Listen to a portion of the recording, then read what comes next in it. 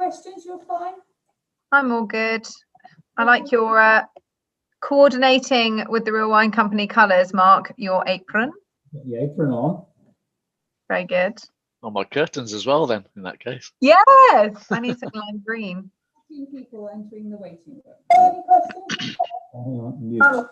There you go. Done. That's done. Have you muted all, Mark? I have muted that now. God.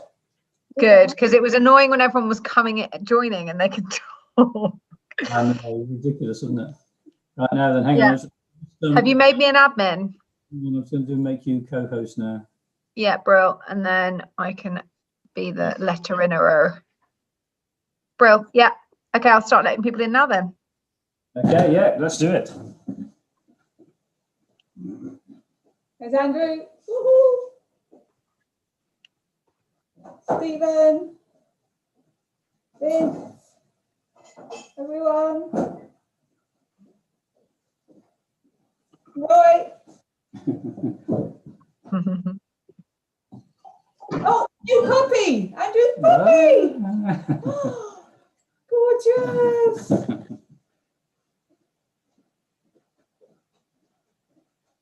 New puppy. Andrew Dixon's got a new puppy. Andrew and Charlotte. Oh, so cute.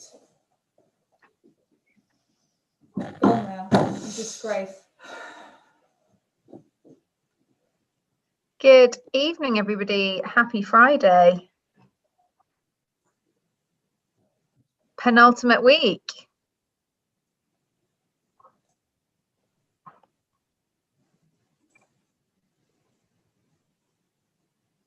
Hope you've all poured a glass of... Everyone always asks what we're tasting first tonight. Hopefully I've got it right and then we're tasting the white first this evening. I'll go upstairs now. See you later. See you later. Yeah. So,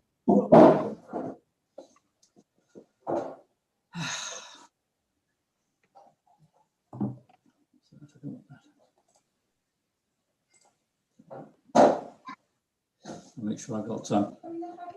Rachel, does the chat room come up on its own on the side of the screen, or do I have to do something? No, you're... Click on chat, David, on your screen, then you'll come up. I can post something in it for you.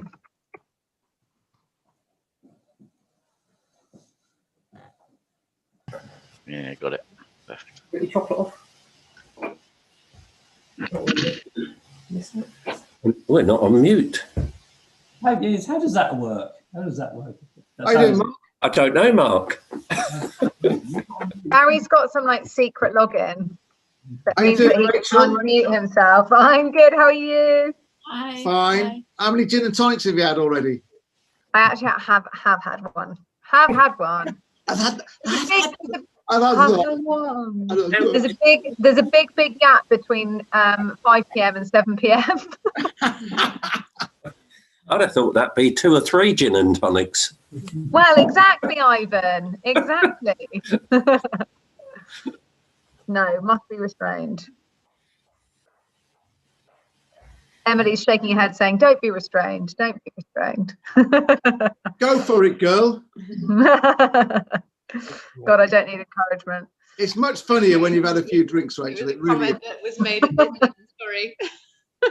My head was taken out of context. Great. I'm relying on you, Rachel, to mute everybody who should be muted, who's going to cause. I will do. I'll just let the hecklers heckle first. Heckling. Heckle. Evening, all. I think we're muted. Evening. No, I'm not muted. We're not muted, no? You're unmuted. Everyone's unmuted at the moment. All right. I muted ourselves. I hope everybody's got a glass of the Glenavue. We haven't done that yet. Here we go. Better fill that up. This bottle I'm holding up here is my prop, which is unopened. I've got one that's already. I've got a prop as well. Stop unmuting yourselves. I've muted you all. Okay, look, it's 7 o'clock. Time.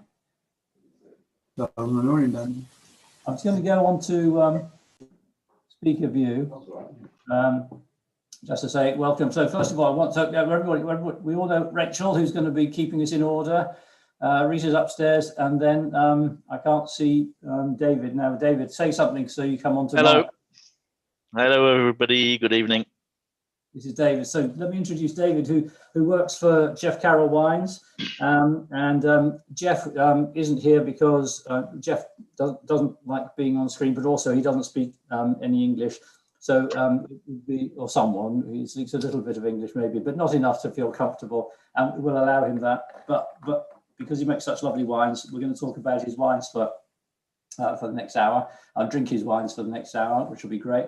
And then David can answer all the questions that we've got and tell us all about it. So this is going to be inevitably a bit disjointed in the sense that there are so many different things to talk about, and I've got lots of little notes in front of me just to try not to forget, and different wines to talk about and everything, and things that I might be jumping about a bit. So please bear with me on that one. And we've got some, I've got some screen sharing to do, and as we know from past experience, that's not my forte, and we'll try and do it. But I just wanted to first of all show you my apron. And there are Jeff Carrel Wines produces all sorts of different aprons, and I wear this one all the time. You can't quite see it in the close-up, but it's very mucky because I wear it all the time. There are aprons available. There's a red one for Les Darons, which we'll mention in a minute. There's a yellow one which got a bird on it, which we'll talk about. There's this Avu de Nez, which has got a bloke with a great big nose on it, which I like to feel I take ownership of, having one myself. And there's a Dans l'air du temps Chardonnay. So just for everybody here tonight, let us know what apron you want, and we'll order them on our next shipment from Jeff, and we'll put them on, and it'll be free of charge for you on your next order when you order. But you'll have to email me because we're not going to bring a load over. We'll just take whatever anybody emails us or chats, puts on the chat tonight, and you can have one just in honor of coming in tonight. So now here's the thing. I'm going to try and do. First of all, there's 3 or 4 little short videos I'd like to share with everybody, which come from the vineyard and the winery. And I'm going to try and do that now. And then a couple of photographs, and then we'll come back to you, David, and we'll start drinking. So carry on drinking, everybody, whilst we're watching some of these videos, if I can do that. Here we go. And I've got and the sound. Here we go. Share. Right, let's start that one.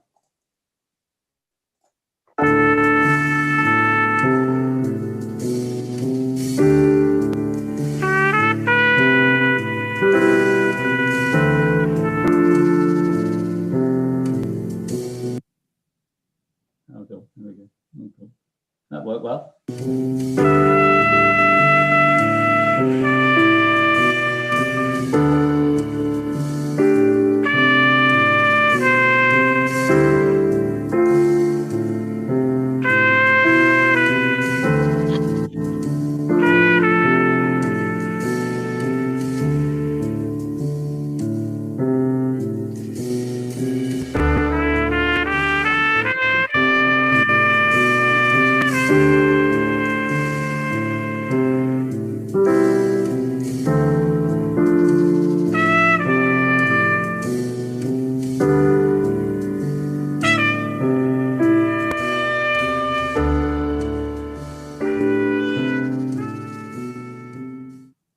That was one. Next one. This is a bit of vendange going on.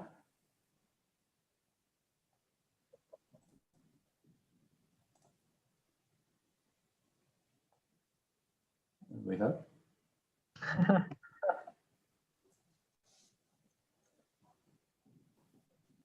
Come on, you can do it.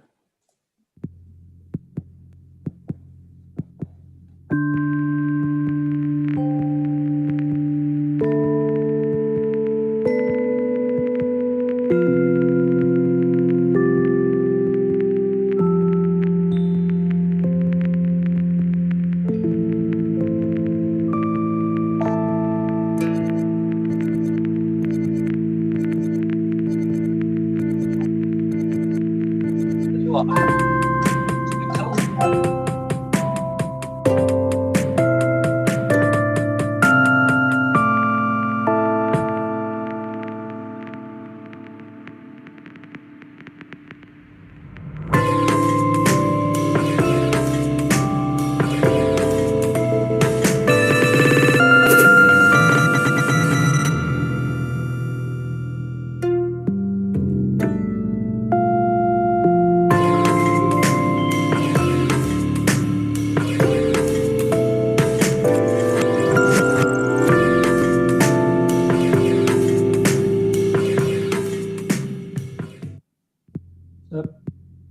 Those were sort of to It's playing again. oh, now this one, try this one.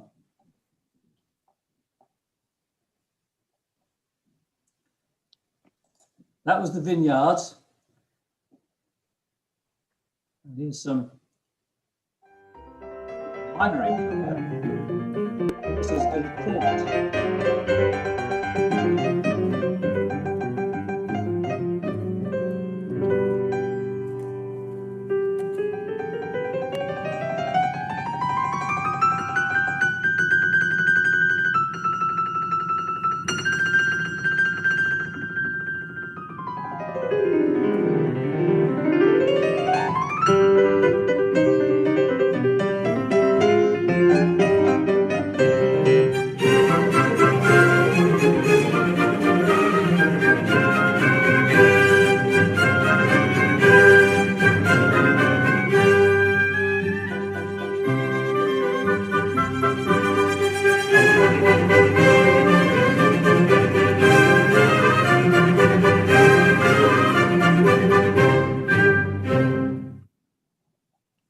Right, stop that one. Stunning music. If it stops. Finally, just another one. Just a few people. Hang on. Just a few people. Some of your people that you're working with.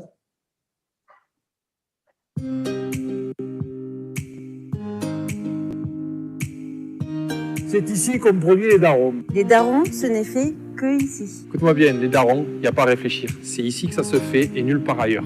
Ce vin exceptionnel, il est produit ici. Non, c'est ici les darons. Les darons, c'est ici qu'on le fait dans notre terroir. Les darons, chers amis, c'est ici qu'on le fait, c'est pas ailleurs. Les darons, c'est ici que c'est fait, ok? Sachez très bien que les darons, c'est ici. Mais pensez une chose, que le daron, c'est rien que dans ces vignes-là qu'on fait ça. C'est ici, c'est là-bas, mais c'est surtout ici, chez nous, les darons.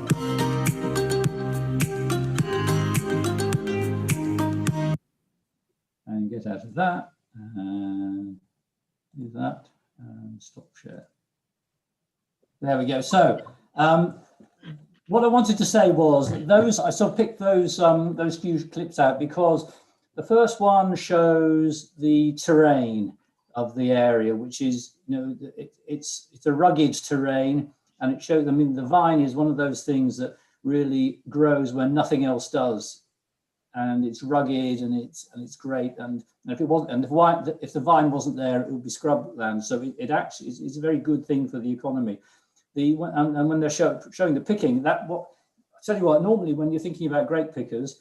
And by the way, those were sort of bush vines, and it was all done by hand, and it wasn't sort of the mass industrialization of some of the really big vineyards that you see. But bloody hell, they look cold, didn't they? But that was a cold wind. They were dressed up. Yeah. A lot of wind down here. A lot of wind, hot air, shall we say? And then what I like about a good winery, I mean, an old-fashioned musty cellar looks great and it looks traditional. But if it's not clean and impeccably clean and hygienic, you cannot get clean wines like some of the, particularly this white wine, the Sauvignon Blanc, this organic white wine that we're tasting now. You just couldn't do that without that level of hygiene and attention to detail. And I just love it. Going to a winery like that, and that it makes my heart sing to see that, and I'm expecting good wines to come from it. And then the final one was Les Darons, which we're not tasting Les Darons, but this is a bottle of it. And I'll go back to the point when we first set up these wine tastings. We had hardly any stock of anything, and we said no, we still got to do some tastings. So Les Darons wasn't one of the wines we had any stock of, but I might have chosen that as the wine if we'd had plenty of it, because it sort of epitomizes what Jeff does in terms of working with lots of different people. And so let me go back to when and I'm trying to think back, it must be 15 or 16 years ago now, when I first was setting up the Real Wine Company. And I was working for a company that was the Australian equivalent of Laithwaites, and we had the European sort of business. And I'd been headhunted to set up the UK office and combine the French office that they had. And there was a winemaker called Christophe Picpot who was making wine, and I was then already sort of starting to think about doing my own thing and getting away. And he said, "There's a guy you've got to meet," because he was making some wine at Domaine Saint-Roch, and we do their Viognier. And he said, "There's a guy called Jeff Carrel. You've really got to meet him." And so he introduced me to Jeff. And I thought, well, this was a time, of course, that you had these sort of New Zealand flying winemakers. And I thought, well, this Jeff must be a New Zealander. He must be doing the sort of the Northern Hemisphere vintage here. And then when he's finished New Zealand, he's back down to New Zealand. And then, of course, I met him, and you couldn't find anybody less New Zealand or more French. He's an absolute classic Frenchman. He's great. And Jeff, and so I thought, well, Jeff, why Jeff? You know, international. His actual name is Jean-François Carrel, and JF in French is JF. And I'm guessing that he called himself Jeff because JF are his initials, and it sounds a bit like Jeff. And that may be the case, and that's pure speculation on my part. The guy. No, that's completely it. Okay. The initials J and F, said very quickly by an American, comes out as Jeff. So for a few number of years, he tried passing himself off as an American, and then when people realised he couldn't speak English, then he stopped. That's right. He still passed himself off as an American in that case. That's all right. And David, we've had our first question come in, which is all of the bottles are completely different designs, and on some of them the Jeff Carrel label is even really small. It's like on the back, and it's just written. What's the logic or the story behind all of the different bottle designs? Well, I think, sorry to interrupt, that comes to the whole crux of the Jeff Carrel wines. It's such a wide variety of stuff that he does. Before you go, David, before you do it, I just want to say one thing. I have often been asked, would you like to have your own vineyard? You've been in the wine trade and everything. Would you like to have your own vineyard? And my answer is absolutely not, because if you've got your own vineyard, you are stuck with making the wine that you've got the grapes to do. And yes, you can work on. If you want to make a change, it takes years and years and years to make a change, and you can't experiment. And if I was wanting to be a winemaker, I would want to be Jeff Carrel, because he's got so many different wines. He's got his own vineyard, which was the first images we saw. Yeah. But basically, he works with all sorts of different people. He allows himself to roam wild and roam free making wine. So to come back to the question, I didn't see who answered it, Rachel, but it's a great question, because how does he? Tell us a bit about the whole philosophy of Jeff. Well, I'm going to try and do it very quickly because there's just so much to say. But Jeff started in the wine business over 30 years ago. He fell in love with a bottle of wine when he was doing the rounds of France, having finished his oenological studies. And he said, that's what I want to do. So he started off as a vinifier in different wine cave cooperatives or private domains. And he did that for a number of years, going all around France, from the Burgundy region to the Bordeaux region to the Languedoc region. He fell in love with the Languedoc when he was down here, and he said, right, now I need to settle down. There's sort of the family affair that came along, getting married, having a kid. And he started setting himself up. He had a first business as an oenological vinifier, We're going around in local domains, basically helping the different people out to make better wine and to sell it on better. And little by little, the company developed. It took its current form, which is 12 years old now, the current company. And the idea was that he started diversifying. He had a number of contacts throughout the wine region in Languedoc, plus elsewhere in France. And he said, right, very good. I love wine, but I don't want to do things traditionally. I want to do things my way. Yes, there are codes to keep in the wine business. That's why you have different appellations where you can't mix grape varieties from different regions. It's very hush hush and looked down upon by a number of people. But he said, I don't care. I want to do things my way. I don't care about having the appellation which is meant to be the best in the world. I prefer having something in my bottle and in my glass which I love drinking and which other people are going to love drinking. So that's David, if the Languedoc-Roussillon was an independent nation, it would be my favorite wine producer in the world, because it's got exactly what you're saying. It's got the appellation contrôlée wines where you have to do these are the grape varieties you must use, and this is all the rules and regulations. But equally, it's got all of the freedom to do everything else you want, just to be completely experimental. And there are so many experimental wines that Jeff does. So it's got this particular balance of the terroir and the tradition that it upholds on the appellation contrôlée wines, but also the sort of the ability to innovate when it comes to if you don't care what the regional name is on the bottle, but you just want to make a good wine, you can innovate. It's great, isn't it? Indeed. He'd obviously been around different regions, and he thought that the Bordeaux region, the Burgundy region, it was basically saturated. There was no room for improvement, and obviously prices were sky high. And looking at the Languedoc region, there's just so much potential. I'm not going to say people in the region 20 years ago were backward, but there was just You just said it, David. I just did it. Hope there's no locals down here, because when I go out tomorrow, I'm going to get. But no, the idea was that there's just so much potential for evolution in terms of quality, in terms of obviously starting off with good base priced wines, which would give a good ratio of quality for money, which a lot of people are looking for. And then this one particularly, David. It's organic. Talk us through it. The people are drinking it. They want to know what they should be tasting. Tell us about this one that we're having now.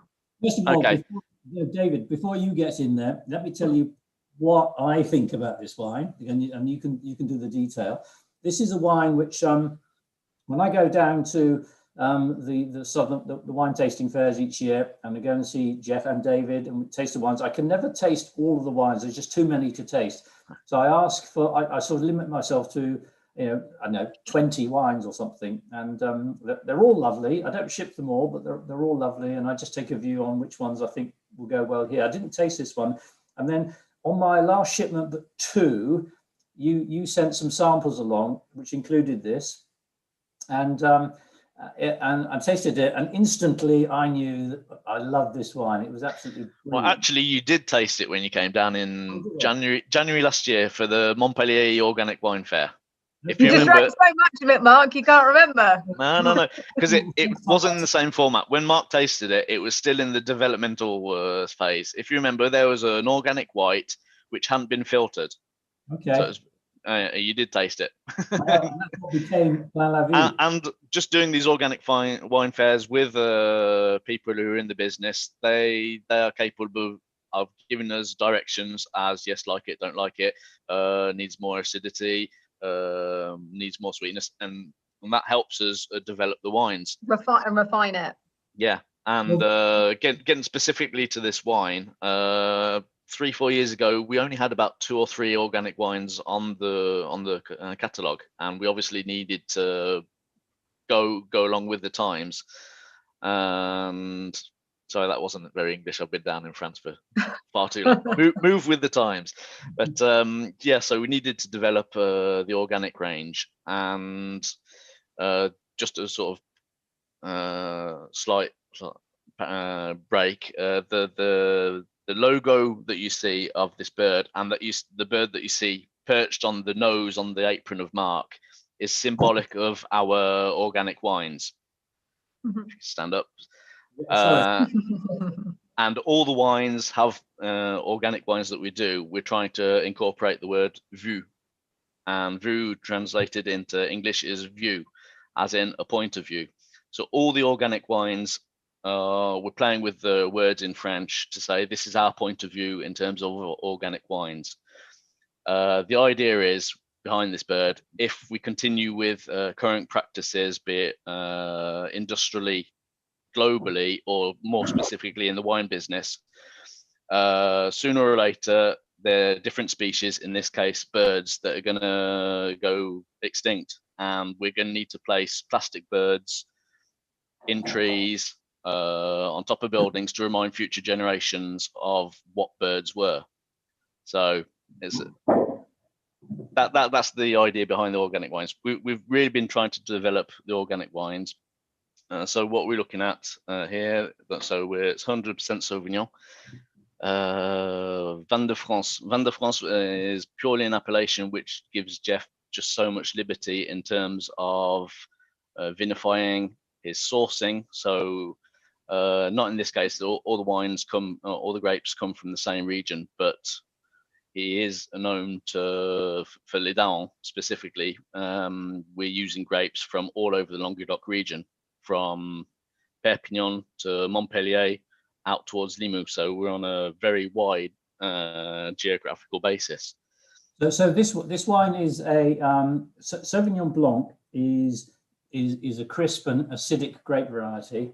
And what I really like about this one, and I'm sorry I don't remember it from the tank sample back in Montpellier, but at this stage, it's an absolutely lovely. It's got all of the sort of the Sauvignon flavors, which is sort of asparagus and gooseberries, and not the traditional sort of Sancerre ones of gunflint and cat's pea and things like that. But it's rich and right, but it's really soft and round at the same time. And yet it's crisp at the same time. And I think it's a really, really lovely Sauvignon Blanc. And it's 12.5% alcohol. And being organic, it will have much lower sulfur levels than any other wine, certainly anything you'll get in the supermarket.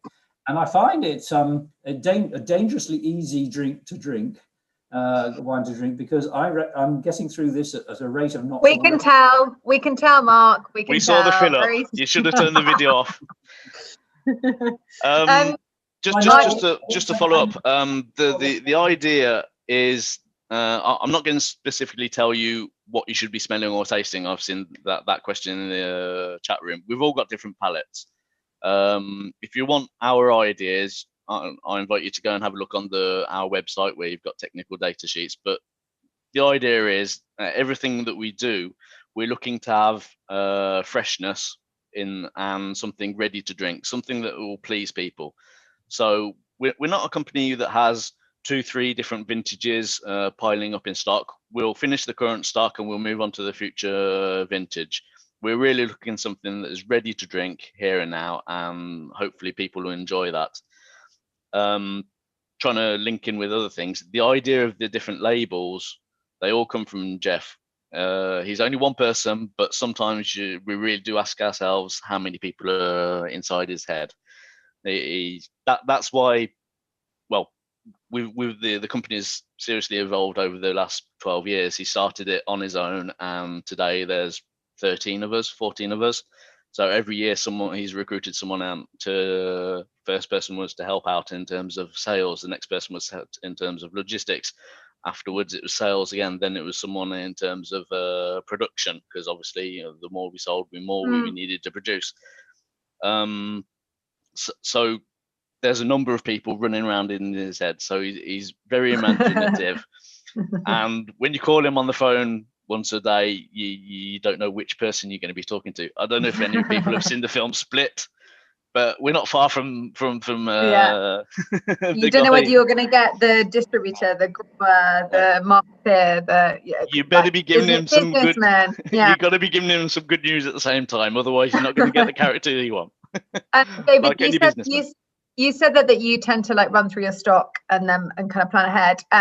We've had a question which has asked, would there be any benefits to laying down some of these wines? Oh, indeed. It's not because we're looking to have a wine that's ready and fresh as of the new vintage.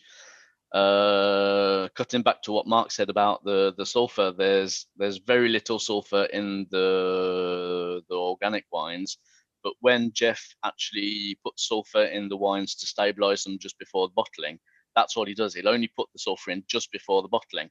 He'll naturally let the wine mature and vinify it on its own, unlike some other wine growers who will come and taste the wine every day and they'll say, oh, it needs a bit more, and they'll put a bit more every day that just taste it until the day it's bottled, and then they'll put just that little bit extra in to stabilize the wine so it will keep. Well, Jeff will just let the wine naturally run its course. When it's ready to be bottled, he knows exactly how much he should be putting in. And even for the wines which are not organic, quite often the amount of sulfur that we put in our wines is less than a majority of natural and organic wines. Mm-hmm. So what was I going to say? Sorry. It is really about natural wines, fresh to the taste. But the wines effectively you can put to one side. There is sufficient sulfur in the bottles to keep. Naturally, the white wines we will say will keep between 2 and 3 years. It's not a problem. You can bring a white wine out 2 or 3 years later. I think we might talk about Morillon Blanc later on, but I tasted a Morillon Blanc that Jeff had in his private cellar, which was a 2005. And it was just amazing. The first taste out of the bottle, it hadn't aired properly, but had a glass, left it to stand for an hour, the bottle, and then we came back and tasted it again, and it was just amazing. There was sufficient sulfur for it to stabilize and to be able to be kept for years and years and years, and it just tasted so good. So we've had we've been doing it's a year ago since we started doing these Zoom wine tastings as a result of the lockdown, just to taste wines with all of our mates and people on Zoom. And we've had Morillon in a previous tasting. Not everybody here tonight will have tasted it, but it's a cracking wine, and it does. I just wanted to sort of list a few.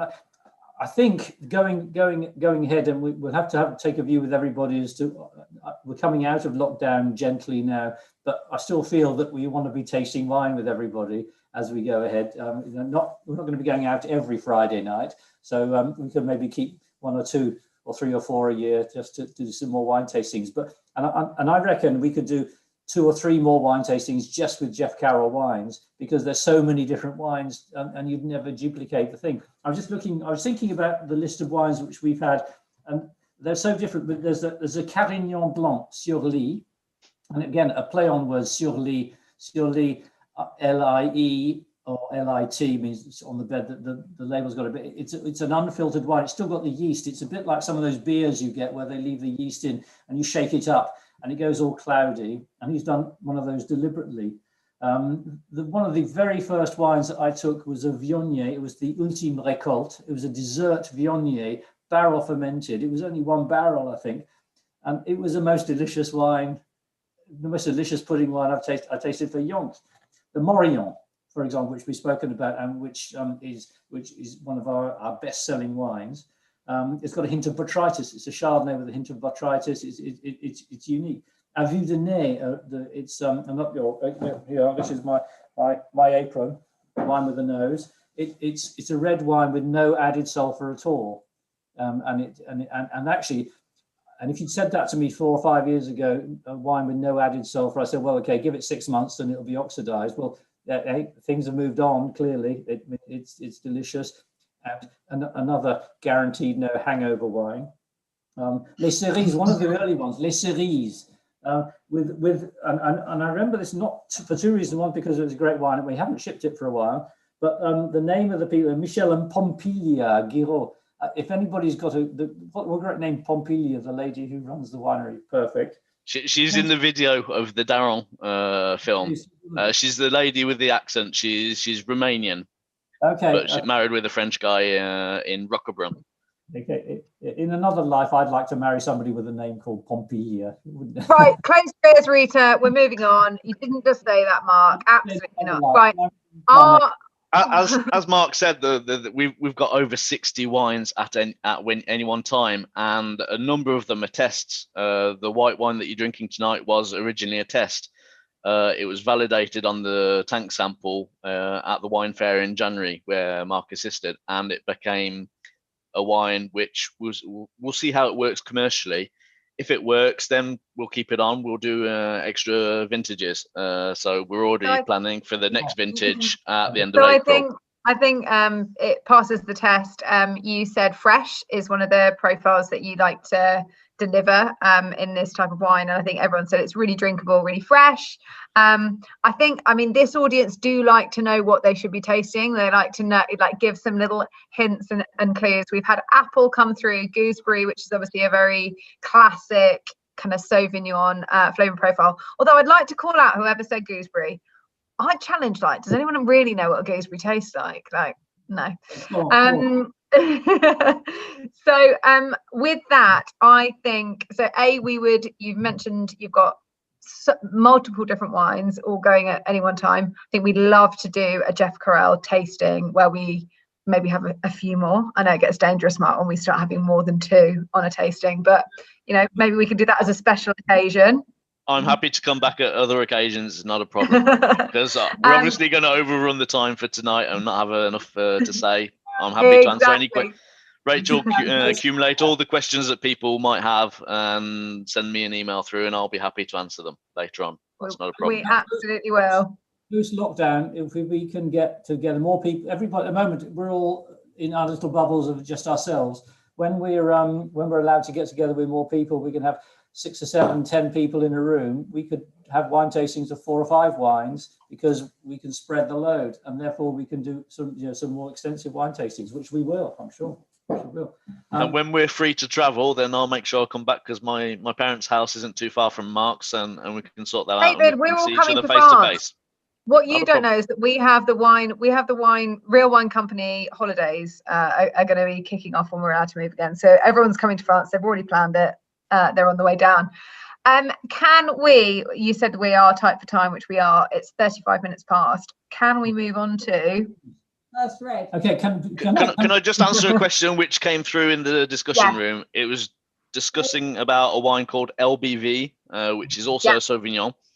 LBV is short for late bottling vintage. It's a wine that's been bottled late, and the idea is, again, we're playing with words, with the fact that it was bottled late, and the fact that it was a number of wine tanks which had been forgotten. Jeff forgot that they were there. We produced Puy de Val Blanc, which might have been you've tasted before, Mark, perhaps. And that was 6 months in barrels. And in fact, these barrels, Jeff had forgotten about them, and he came back 6 months later. So they'd been in the barrels for 12, 15 months. And he said, "Oh God, why did I forget these? This isn't going to be any good." He tasted them. He said, "Oh, let's leave them for a little bit more." So they actually spent officially 18 months, unofficially 22 months in the barrels before they're bottled.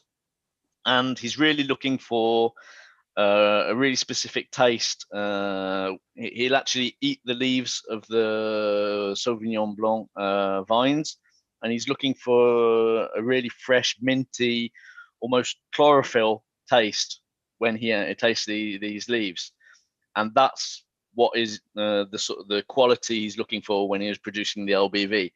So unfortunately, he's not found this quality since 2015. So it will come back, but only on the day that he actually tastes the Sauvignon Blanc leaves that taste of chlorophyll. And can I just say also that is the sign of a proper winemaker with integrity. you don't, just because you made it 1 year and called it the same one thing 1 year, if every year it doesn't make the same thing, you just don't do it. And only when you're satisfied with it do you do it. And of course, we consumers, we have to, we're sorry that it's not available, but then we know that when it is available, it's going to be the right thing. That's what he's looking for year after year, wine after wine. Like I said, there's a number of different wines and a number of different labels for each wine. Okay. There's a different universe for each of the wine. That it's got its own taste, it's got its own palate, it's got its own story behind it with the label. That's why we can have this many different wines. Red wine. Red wine now. Everybody. So because again, I go back to the point where we were very short of wine when we started off. We ran out of Villa des Anges and we moved on to La Bête.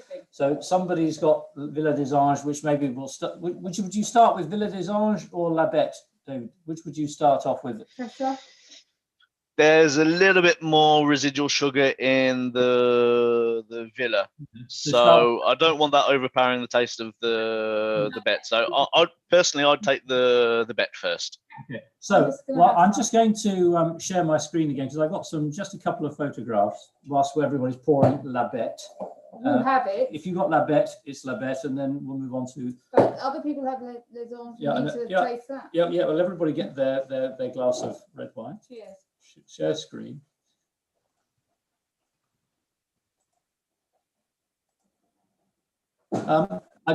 Just quickly, we do with every tasting this time we're doing some recipes, and tonight after we finish tasting we're having coq au vin. Now on top left there's a flaming bowl of coq au vin from Kate, and I think the next ones are Gary's, which were marinating in their bottle of red wine. Just from previous weeks, we did beef in Barolo, and we got some nice photographs. I think the classic one is that one. That's that wins the most Instagrammable beautiful picture. The flambés are artistique, but my favorite is the one that you've got your cursor on now, Mark. So whoever that was, Alan and Norrin, they did that, and the others. You guys win. Were obviously tasted and looked delicious, but they weren't quite as classic as that one. And I do have to say, whilst I'm promoting the Jeff Carrel aprons, which I wear with pride and I dirty with pride, there's a couple of Anarchos t-shirts there that we had from the tasting almost a year ago, and finally we had some Anarchos t-shirts in, and they went out to everybody who claimed them. So I think everybody's lovely in an Anarchos t-shirt. The region, lest we forget, we're talking about the region. This is the Languedoc-Roussillon with Roussillon down. This would be my favourite wine producing country. I think it's wonderful, and we're in Narbonne in the middle. Yeah, we're based in Narbonne, the winery, the offices in the winery not too far away. If you go down to Banyuls, the B of Banyuls, that's where Jeff's vines are. Down past Perpignan. There you go, they're down there in the Côte de Roussillon. So yeah. La Bête, that's where La Bête comes from. It's the Côte de Roussillon. Yeah, La Bête. Just to give you the story, it is the fishing traditional fishing boat of the Catalans so that's Perpignan region. So if you look at the label, you've got a fishing boat on the label. Anyone who knows people who work for the company thinks La Bête is the lady with the wavy hair, and that's because they've met the accountant for the company, and she looks very similar. La Bête translated means the beast. Okay, yeah. So I'm very nice with her because she sorts out my salary. I just want to. Here's a picture of Jeff with his little bird on his shoulder, which we now understand now. But I've got to say, I've got my favourite photograph of Jeff with me at a previous wine tasting, and I think all winemakers should do pirate impressions when they're having their photograph taken. I think he looks like he's got one eye closed. He should have a parrot on his shoulder, and that's with all due respect to the man, that's my favourite photograph of Jeff. He's forever messing about at wine shows, and people come along and say, "Does Jeff Carrel really exist?" I said, "Yes, the guy over there." I was like, doesn't look like him. No, he's American. That guy's French. And it's like, no, that's Jeff. Okay, look, now we've got some Labette. So for those of us who've got Labette, 75% Syrah, 15% Carignan, 10% Grenache. So classic Languedoc varietal mix, predominantly Syrah, which gives it some colour. What do you know the specifics about the aging? Has it had any oak aging or not? Let me just have a quick look through. The idea of this wine basically was because there is a lot of Syrah in the Languedoc region, and we didn't actually have a wine which was a strong percentage of Syrah. We had a number of wines which were assemblies of Carignan, Grenache, and Syrah, but sort of 1/3, 1/3, 1/3. So we really needed to have something which was a majority Syrah. So that's why we changed this about 3 years ago to have a 75% Syrah. In terms of the wine, we're looking at whole harvest wine, and they're destemmed. We've got a cold pre-fermentation maceration, alcoholic fermentation with extraction with pumping over technique. So basically, there's in the tank, there's all the solid matter which is remained once the juice has been extracted. We've left it in the tank. We'll pump out the juice from underneath, and it'll be pumped out and again put in the top of the tank to immerse the solid matter. So we get all the taste out of the stalks, out of the grapes, out of the skin, the pips. And the taste to me is very classic Côte de Roussillon village. It's and I believe that's the predominance of Syrah in it. I'm trying to think. It's very perfumed. It's got lovely tannins. It's quite firm tannins, and I think this is a very much a food wine. I mean, those of us who've got Villa des Anges, which is a softer wine, will be better, easier to drink without food. But this one, I think, is very much a wine that should be drunk with the food, and the coq au vin that we've got simmering in the oven, ready for later.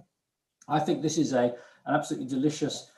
It's that perfume. There's a sort of Parma violets type of fruit about it. I was going to say almost like rose water, but it's like lighter. It's not in the Persian sense of rose water, but like very light floral.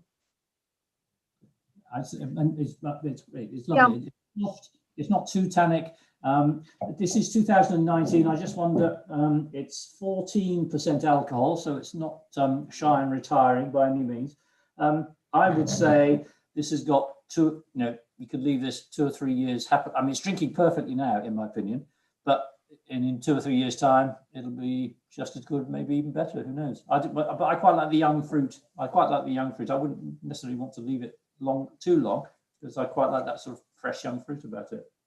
Not to encourage you to drink even more wine, Mark, but should we look? He's like interchangeable. Should we move on to des Anges, which is a different blend? Now, the Villa des Anges is more of this is what I love about Languedoc. The Côte de Roussillon is an appellation contrôlée. It must have the grape varieties that are set down by law. Whereas the Villa des Anges is got basically Bordeaux grape varieties, which is right the other side of the country, and it's 60% Cabernet Sauvignon, Merlot, but it's got Syrah in it. And if you talk to a French man or woman and say, "Well, Cabernet Sauvignon, Merlot, and Syrah," that's sacrilege. You can't possibly blend different grapes from different classic regions. And well, surprise, surprise, it works really well. How about that, eh?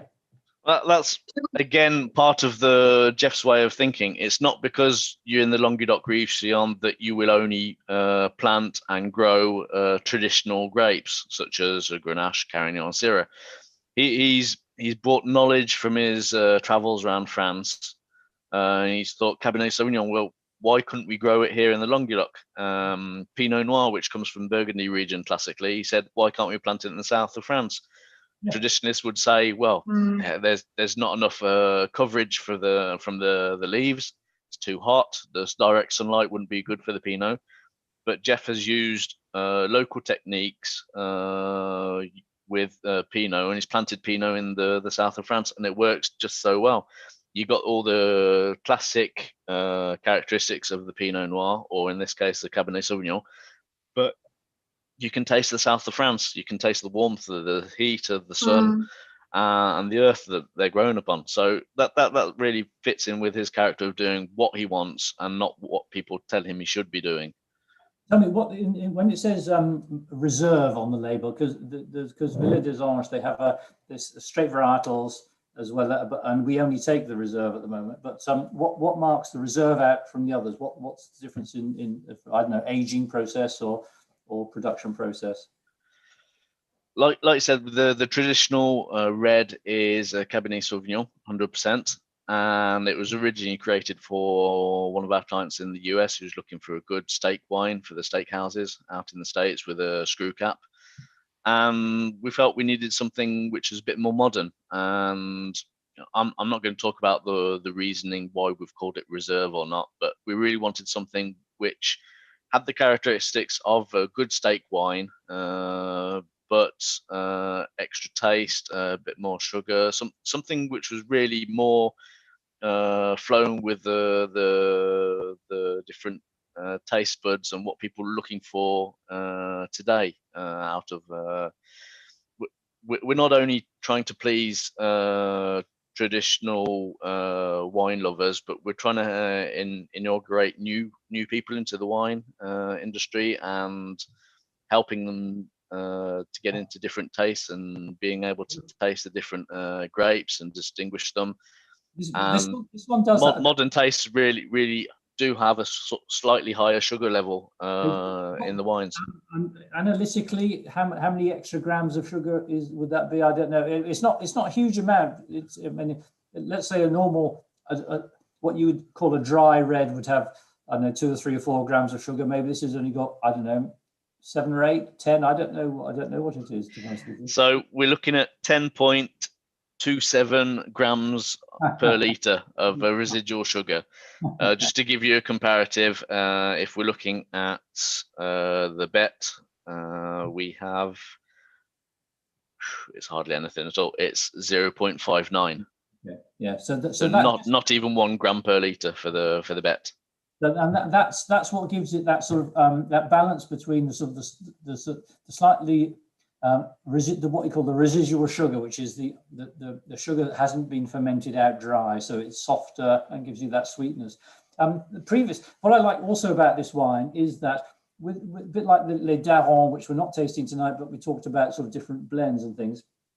Previous vintages of this wine have been, sometimes they've been 100% Cabernet, sometimes they've been different blends. So it's a wine that each year Jeff blends it to give what he wants, depending on which grape varieties have done well that year, to give us to maintain that style of wine. Which the same taste, the same emotion. We're looking for the same taste and the same emotion year after year.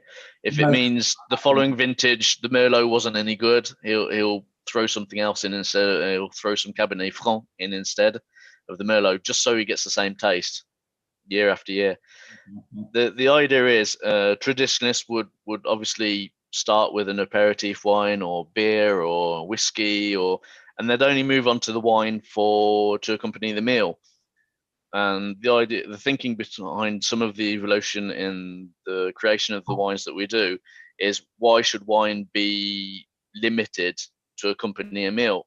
Why can we not start with a Villa des Anges and aperitif and have that sort of sweet taste, which can be then tasted just for drinking wine purely on its own, and then we can finish the bottle with the meal, and because it's got the sort of sweet and the spicy taste, then it can accompany a meal, be it I think a tagine, or why not Anything's The possible. feedback. Oh, David, it's like you've read my mind. So we've decided not to make coq au vin this evening, like many people have, and actually make a tagine, so chicken with prunes, and I just know it's gonna be delicious.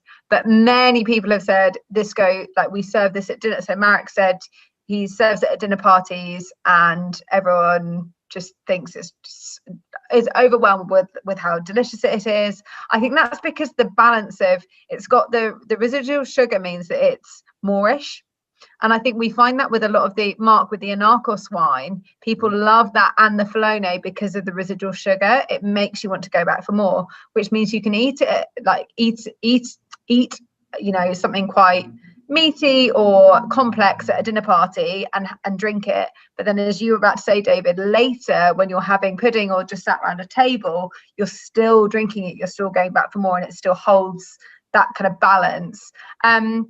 The questions that have come through are, so David said, is the Villa d'Ange aged in oak? I'm going to expose myself and say it does taste, it smells oaky, but is it? Go on. There's a number of ways of giving you this taste. It can be aged in oak. Something that is done quite often, and a lot of people are a bit hush hush about it because you've done chips. Not on this one. Not this one, no. 85% of the tanks they're vinified and matured in concrete tanks. We've actually put French oak staves in the concrete tanks. Just to explain what staves are, you have everyone knows. No, explain. But I'm assuming barrels. Not this. No, people have a visual idea of how oak barrels are made. There's lots of bits of rounded off wood which are stuck together in a circular format, and then it's got the ring, metal ring holding them together. Well, instead of putting them in these oak barrels, these individual pieces of wood which are used to make oak barrels are just put directly into the concrete tanks. Yeah. So anyone, sorry, Mark, but no. Originally you put the wine into a barrel with the oak staves, and as David said, the barrel is made up of staves held together by rings. So the logical, but that's a real. It's a good way to make really expensive wines, because the wines develop, and they develop over time, and there's an interconnection with the outside world of the barrel and the inside world of the barrel. But it's a faff, because you've got the bung at the top. You've got to take the wine in and out every time you move it around. If you have the wine in a vat, but you put the staves, and I'm not saying chips at this point, I'm saying staves, it's sort of the actual bits of sort of planks, let's call it a plank, a small plank, and you get the bit of the oak flavoring coming through, but what you don't get is the development side of things. The next stage on, which is what a lot of the big industrial wineries do, is that they say, well, let's move this one on even further. Let's just grind up all the staves into sawdust. And if you think about a 20,000 litre vat of red wine, and I've seen this in Australia, and you get a builder's merchant's bag full of oak chips, and you hang it in the vat like a giant potpourri, you will get the instant rush of oak flavouring coming through, but without any of the quality that's behind that. So this is so oak staves is a stage away from putting it into a barrel, but it's very much a labour saving, a price saving thing, but it's not necessarily a quality reduction. Whereas the oak chippings is very much the other end of the scale, which gives you sort of the heady rush of oak, but after a while you feel a bit headachy afterwards. Rant over. And I was going to say, thank you everyone that is on my biodiversity sustainability rant with me. For anyone interested though, perhaps it's a more sustainable way of oaking wine and aging it in that way, because as people who care about things that I care about. We're cutting down ancient oaks to build barrels that are often used in wine production, but are then being reused in things like Scottish whiskey aging and all sorts of processes. But yeah, so in some ways it's more sustainable. Jeff has been known to do it the opposite way around. He has bought oak barrels that have been used for making whiskey, distilling, yeah, and he's put wine in it. Yeah. How did that turn out? Experimental. Again, experimental, Yeah. but it was good. Yeah. No, really nice. We've got 4 minutes left, and so many questions. I think I'm kind of a bit like where do we go from here? What's this? We don't want to talk about corks because we go down that road all of the time. I guess I'll do it very quickly. We use micro agglomerate corks. They're 99.7% sure. We do not use traditional cork because wines can be lost. Bottles of wine can be lost. This is halfway between the synthetic and the natural cork, and it's got a really good rate of return in terms of quality. Would you not think about going that extra mile and making them more screw cap, David? We are on some wines. It all depends on different markets and what people are looking for. Where there's more and more wine bars, traditionally not existent in France, but they're becoming something very important when people can go out and have a drink outside of their homes. And the screw top is just as quality resistant as the synthetic corks that we use. But if people are just looking for a glass, then it's so much easier for the wine bars to open it, pour, put it, screw back, and put it back. I agree. And then, David, the $1 million question that we've been asking each of our winemakers and producers that have been joining us for this series is, what are your 3 favorite wines of all time from any region, any producer that you've ever tasted? I take notes and then look them up to see what other people think of them. Your 3 favorite ever, your death row wines. This is a man who's tasted a lot of wine. You can just tell, can't you? Far too many. I'm not going to be boring and say Jeff Carrel wines. There's one of the guys he works with in the Burgundy region called François de Nicolai. He's a guy who's very fervent about organic wines. He taught Jeff a lot about the Pinot Noir. I talked about the Pinot Noir before, and Jeff planting it here in the south of France. But this guy is using horses to mow up his vines rather than using tractors. So they actually sat down with Jeff one day and calculated how much it would cost to have a horse, to feed it, to have a vet come and look after it, compared to a tractor, the petrol and everything. And it actually worked. Not only was it better for the environment, but it was also more economic. So François de Nicolai, he does some really amazing wines. So do look up these wines. Absolutely. Go on, give us the name of one of his wines. Let me just. You're looking it up. You're like, no, yeah, I'm looking on my telephone because I took a photo of it. But I'll try looking at that at the same time.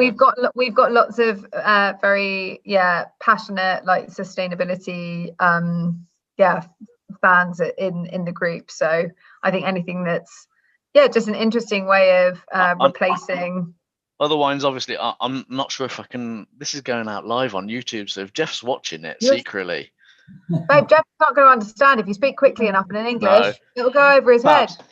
I really got into wine. I started working for Jeff 6 years ago, and I didn't actually know anything about wine. He brought me on because I was a guy who'd worked in retail management. He knew someone who knew how to look after a team, look after stock, look after sales. The commercial side of things, Yeah.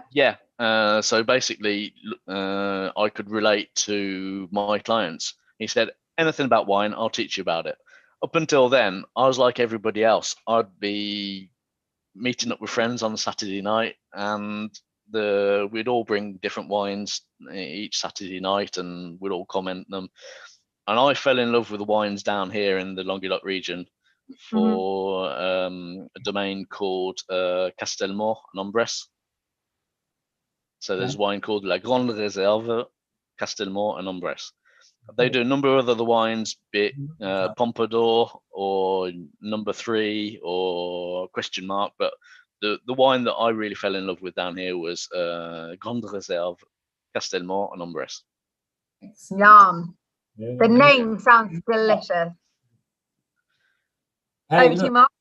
No, that's I tell you what, I want to name one of my other favourite wines, because if we're into going for our favourite wines, I'm heavily into vintage port, and when we and I used to be, when my first job back in Victoria Wine was we bought vintage port en primeur, and we get little sample bottles of it when it was barely a year old before it come out of barrel and gone into bottle, and I fell in love with vintage port. And when Rita's 40th birthday, 30th, we had a bottle of 35, somewhere in the middle.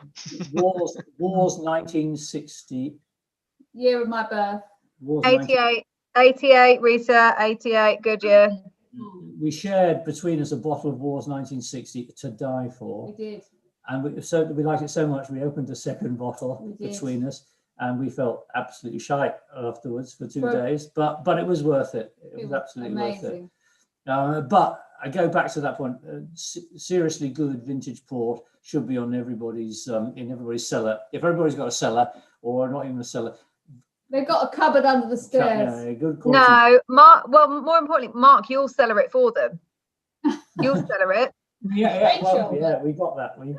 That's our lovely warehouse.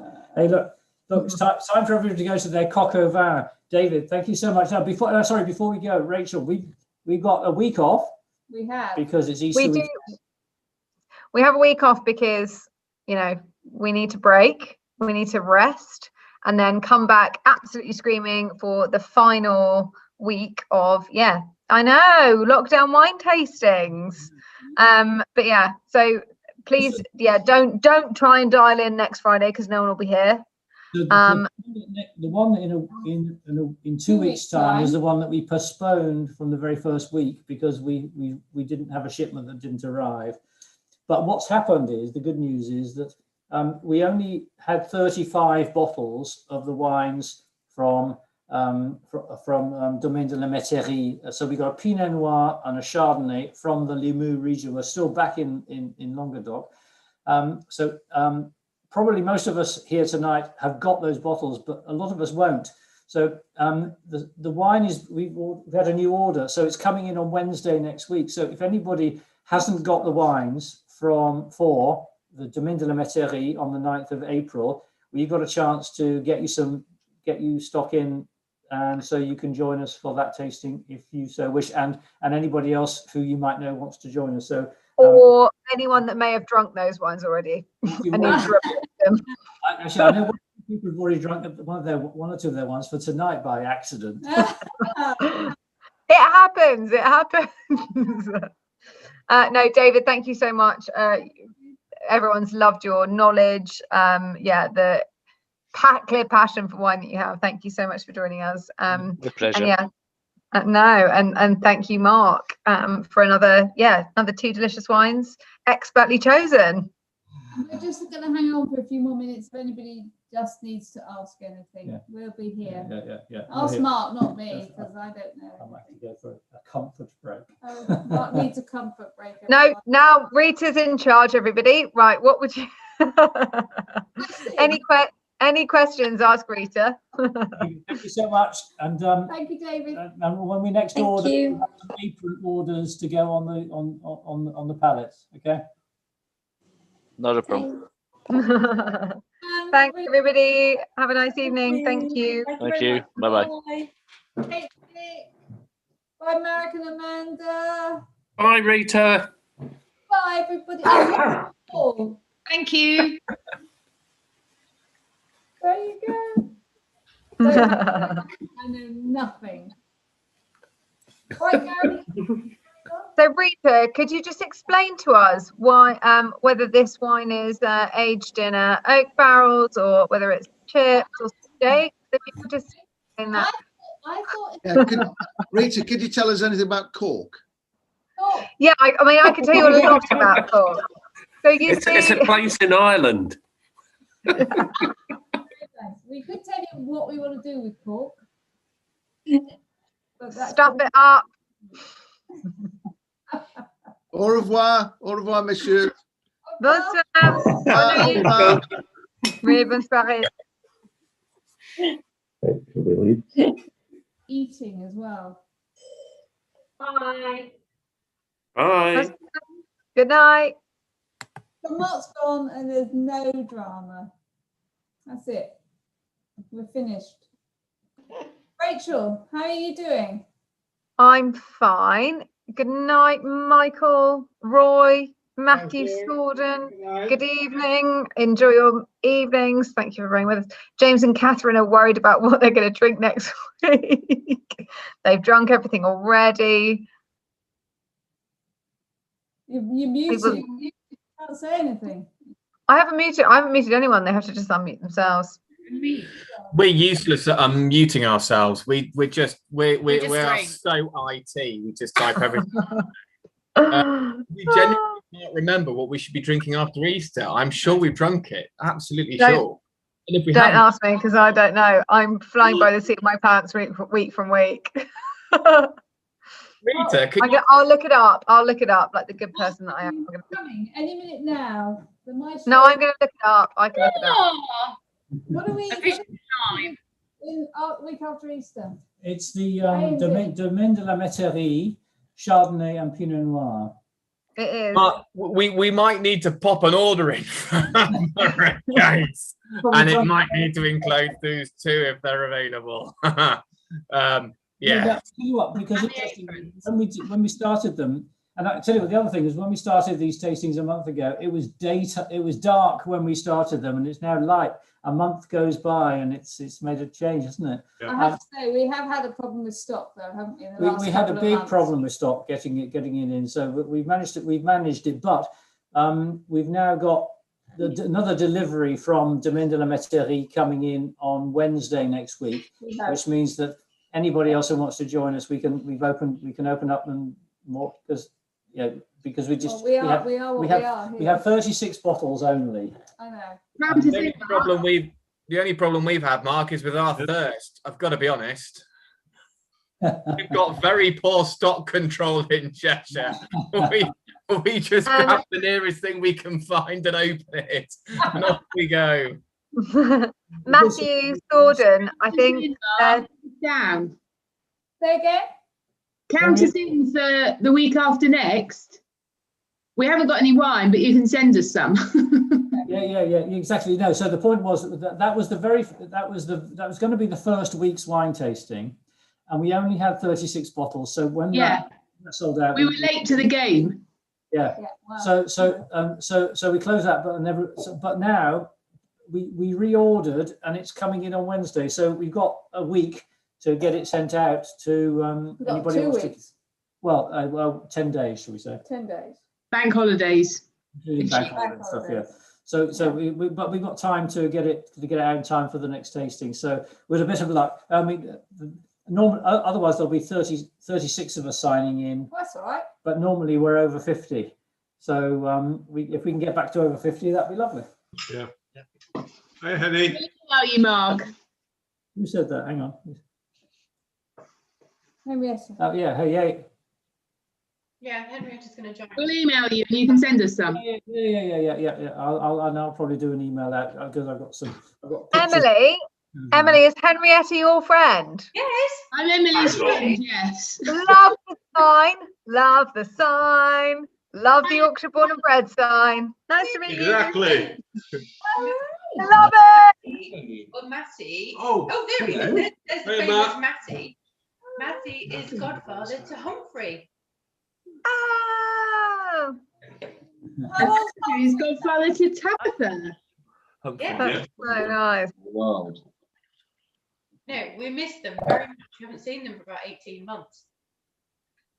Well, I feel bad for Mark and Rita, who have to speak to me every week, and we haven't seen each other yet. Soon. I know. Oh no, thanks so much, everyone. I'm actually gonna go and check on Mum. I haven't seen her since I've been sat here for an hour, so I'm gonna head off and go and check in on Mum. Yeah, we'll see you all soon. Thank you, Rachel. Bye. Shut down there. Yeah. So James and Catherine. So what? We've got various wines for you. So sitting here, we found it. It's in our stock. We have it. Okay. We haven't drank it. That's not to suggest, though, Mark, that we shan't be popping an order in soon, because we don't drink during the week, but we seem to crack on through the weekend. Let's put it like that. All right, too. We've been trying to have 2 nights off. We've actually decided bollocks. we have 4. We're really good Monday to Thursday. Friday to Sunday, it all goes out the bloody window. Yeah, it does. Yeah. Yeah. We look forward to it. Yeah, absolutely. Well, we got to work out what happens after the 9th of April, because then these finish. And of course, we will be going out to restaurants and stuff. But I think we're booked in. We can't wait to go out to restaurants. I know. I can't wait to go to the pub, to a restaurant. We just want to see our friends, don't we? Yeah. I just want to not cook. Or James. Someone else to sort out the clearing up. Yeah. Yeah. We all want that, don't we? Yeah. We want life to be. But there's surely an opportunity just before the summer properly kicks in. So late May, early June to have a drop-in tasting, 2 weekends, three wines each with some really lovely summer wines, rosés and fizz. So that's an awesome idea. And then we get through the summer and everybody goes out to the pub and does everything they need to do. And then just as we come into autumn, clearly there's an opportunity to drop in a sherry tasting or something like that, or slightly heavier wines that sort of a little bit more sugar that will take us through into winter. And then when winter comes, clearly we won't be going out anymore because it's England and it gets cold and wet. And we'll be for a full 12-week wine tasting mark of 3 wines a night. So that's a good 36 wines leading up to Christmas. We'll start planning that now, I think. Yeah. We're game for it, Mark. This is our new Friday night club, even when we've got the children. I get dressed up for this. Yeah, it'd be good, wouldn't it? It's the only thing I have to put a blouse on for. Yeah. Me too. Yeah, well, all I didn't bother. I just put an apron. No, it's lovely. You could wear one of those, darling. What Okay, level are your blouses? Okay, well, we've got to go and eat some We need coq au to vin. eat. We haven't eaten. Absolutely. Well, it's been lovely, and we'll very much look forward to 2 weeks. Thanks, Roy. Lovely to see you all. See you soon. Night all. Thank you all. Bye.